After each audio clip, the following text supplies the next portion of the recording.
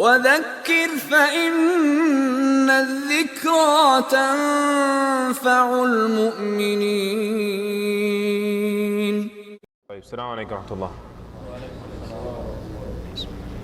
بسم الله الرحمن الرحيم. الحمد لله حق حمده والصلاة والسلام على محمد رسوله وعبده وعلى آله وصحبه من بعد. أشهد أن لا إله إلا الله وحده لا شريك له وأن محمدا عبده ونبيه ورسوله. We begin in the name of Allah, the most merciful, the bestower of mercy. All praise and glory belongs to Allah in the manner that He deserves. And may the peace and blessings of Allah be upon Muhammad, His messenger and His slave, and upon all the believing men and women after him. We testify that no one is worthy of worship but Allah alone without any partners, and that the Prophet Muhammad sallallahu alaihi wasallam was His servant and His messenger. We welcome everybody back to continue discussing the pillars of Iman, or the fundamentals of faith. We said that when the Prophet Muhammad, peace and blessings be upon him, was asked, what is Iman? What is faith? He said, to believe in Allah and the angels and the books and the messengers and the last day, and to believe in destiny, the good of it and the evil. And we discussed the meaning of believing in Allah and its pillars, and the angels, and what and how we believe in the angels and the benefit in that. And we discussed belief in the books, what that entails for a believer. Now inshallah Azza wa Jalla will continue to discuss belief in ar-rusul, the messengers. The Arabic word for messengers is rusul, the singular form being rasul, one rasul or many rusul, messengers. According to many scholars, and for all intensive purposes right now, the term rasul, messenger, and the term nabi, or prophet, they're interchangeable. They're interchangeable, inshallah Azza wa Jalla. Allah the Most High, He says in Surah Al-Baqarah, آمن الرسول بما أنزل إليه من ربه والمؤمنون. Indeed, the messenger has believed in everything that has come down to him from his Lord, and the believers, meaning and so do the believers. They believe in everything as well. كل آمن بالله وملائكته وكتبه ورسله. They have all believed in Allah and His angels and His books and His messengers. لا نفرق بين أحد من رسله. We don't differentiate between any one of His messengers. So, believing in the messengers, first of all, constitutes to believe in them all. Those of them whose names are known to us and those that aren't. Because in Surah Ghafir, Allah the Most High, He said to us, or He said to the Prophet Muhammad, peace and blessings be upon him, indeed we sent before you messengers. مِنْهُمْ مَنْ قَصَصْنَا عَلَيْكَ وَمِنْهُمْ مَنْ لَمْ نَقْصُصْ عَلَيْكَ. Of them are those that we told you their stories, and of them we haven't. So to believe in all that Allah has sent of messengers, whether we know of them, we've identified them, or not.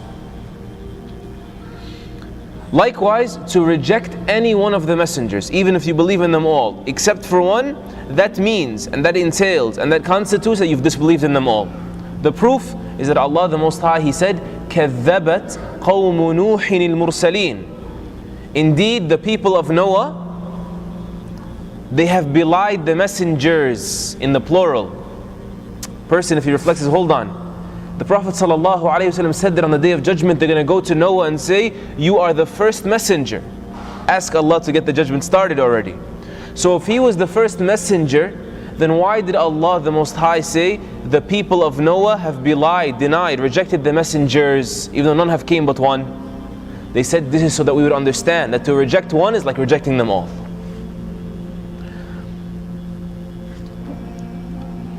And when Allah the Most High taught us to believe and say we don't differentiate between the messengers, the scholar said this means one of two things, or it means two things simultaneously. Either one, it means we don't differentiate that one was a messenger and one wasn't a messenger, right? One was from Allah and one wasn't from Allah. Also what it could mean, and what it means, that we don't differentiate, meaning we don't prefer one while disrespecting others. Sure, the messengers are of varying degrees. Allah subhanahu wa ta'ala, He says in Surah Al-Baqarah, تِلْكَ الرُّسُلُ فَضَّلْنَا بَعْضَهُمْ عَلَى بَعْضٍ. These are the messengers, we've preferred some over others. So the preference is there. But to differentiate between them by disrespecting one, say, our prophet is better than your prophet, the prophet of our nation is better than the prophet of that nation, in this manner, due to what it entails of lack of manners with the prophets, this is considered differentiation. And Allah said the believer does not differentiate between the messengers. Also, believing in the messengers entails that you accept all that we have been told about them, either in the book of Allah or in the sunnah of the Prophet Muhammad sallallahu alaihi wasallam, peace and blessings be upon him.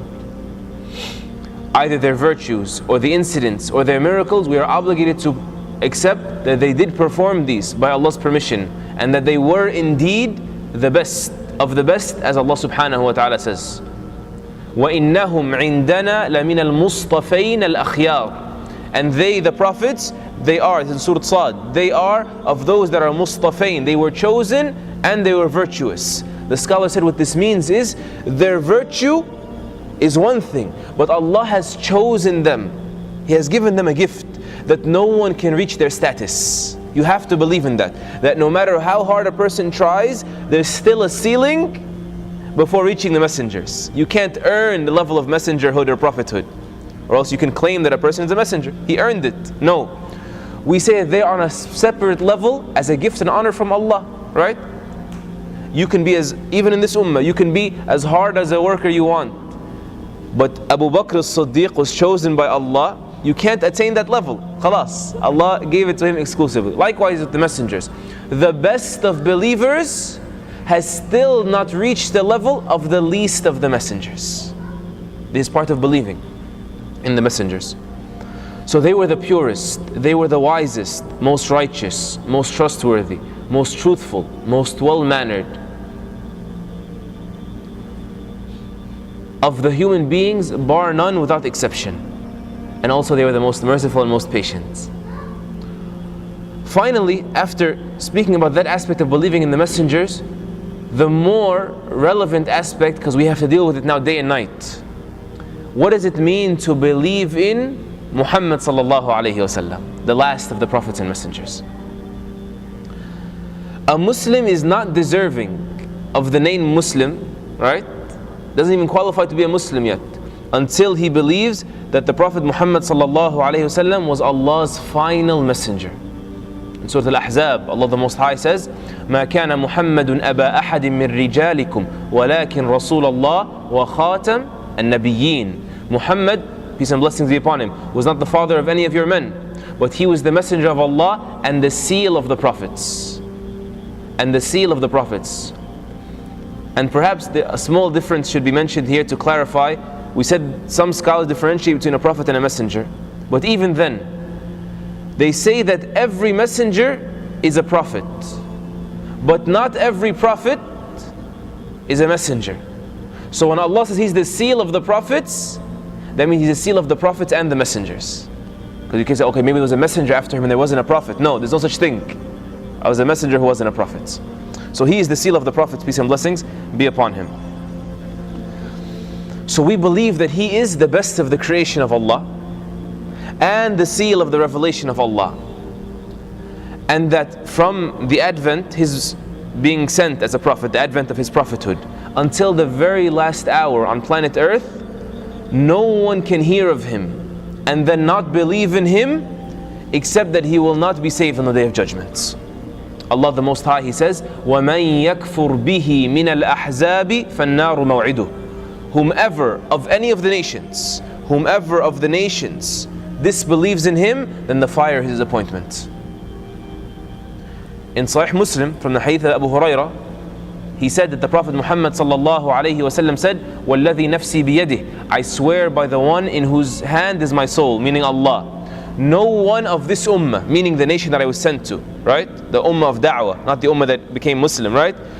No one of this ummah, be they a Jew or a Christian, hears of me and then dies without believing in what I came with, the message, except that they will be of the people of the fire. So to believe even that a person can believe in other than Muhammad sallallahu alayhi wasallam after news has come to him that Muhammad sallallahu alayhi wasallam has been sent, not someone on an island somewhere that hasn't heard, and to believe that they will be saved implies not believing in Muhammad sallallahu alayhi wasallam and belying this verse of the Qur'an that was just mentioned. Also, it's an obligation, it's parts of believing, to have unparalleled love and respect and admiration for the messengers, and especially the messenger of Allah, peace and blessings be upon him. He said sallallahu alayhi wasallam, none of you has iman. We're talking about iman, faith. None of you has faith. Hadith in Bukhari and elsewhere.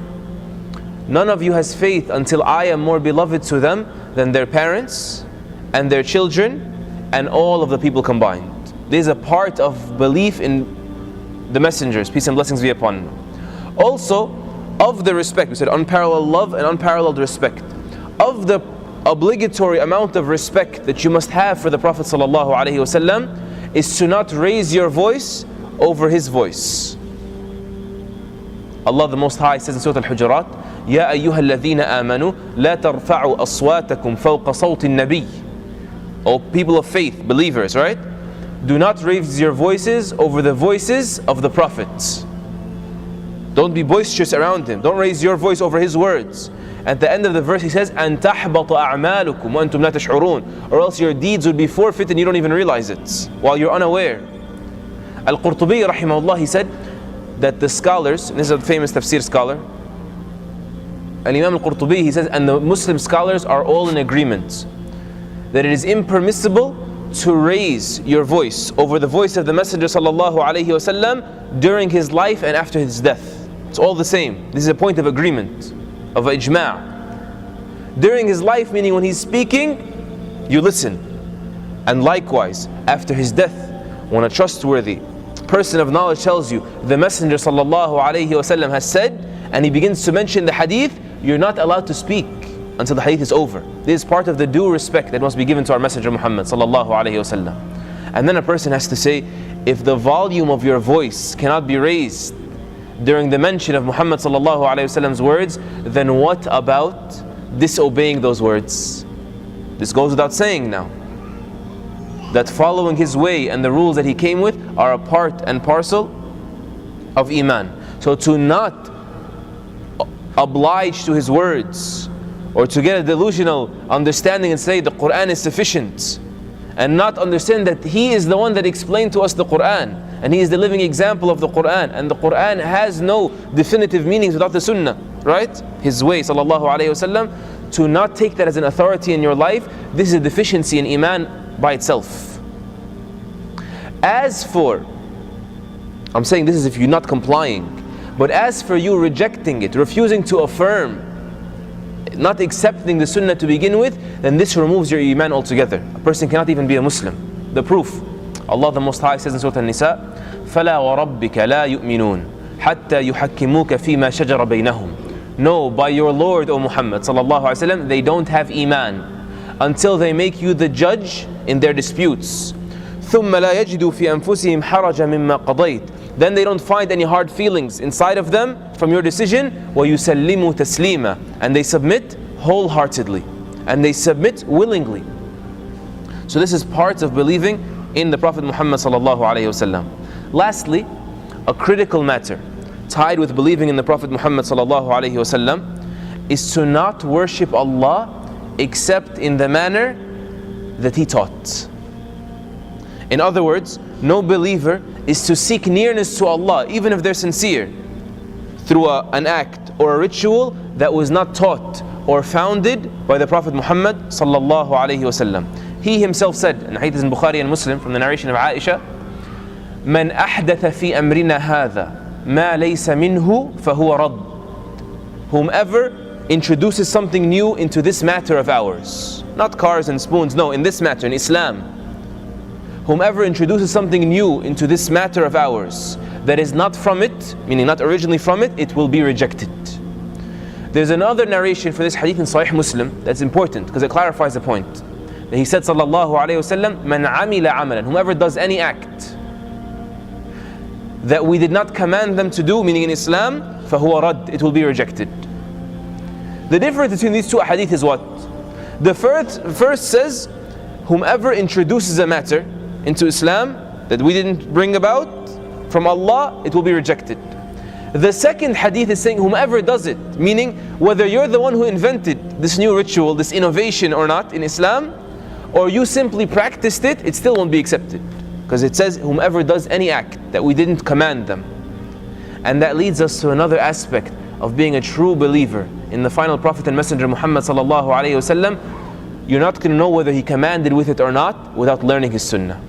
So it becomes a duty to learn and not succumb to the conformities of society, not even Muslim society. Inherited from culture or inherited from the forefathers, perhaps that slacked in seeking their knowledge? No, you are obligated by yourself to seek the knowledge of this deen. And in Sunan Ibn Majah, from the hadith of Anas ibn Malik, may Allah be pleased with him, he said that the Prophet ﷺ said, seeking knowledge is an obligation on every Muslim. The most obligatory of sciences that you must learn is the sciences by which you worship Allah. Something doesn't apply to you right now, right? Then you don't necessarily have to learn it just yet. Learn zakah when I get my job. Learn hajj when I plan on going to hajj that year.